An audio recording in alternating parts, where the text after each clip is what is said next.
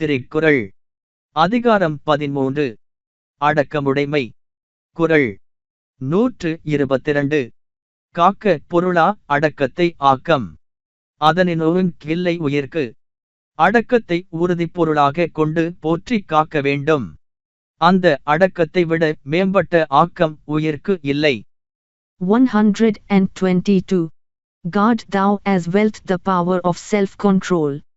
Than this no greater gain to living soul. Let self-control be guarded as a treasure. There is no greater source of good for man than that.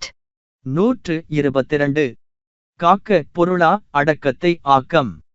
அதனினும் கில்லை உயிர்க்கு. அடக்கத்தை உறுதிப் பொருளாக கொண்டு போற்றிக் காக்க வேண்டும்.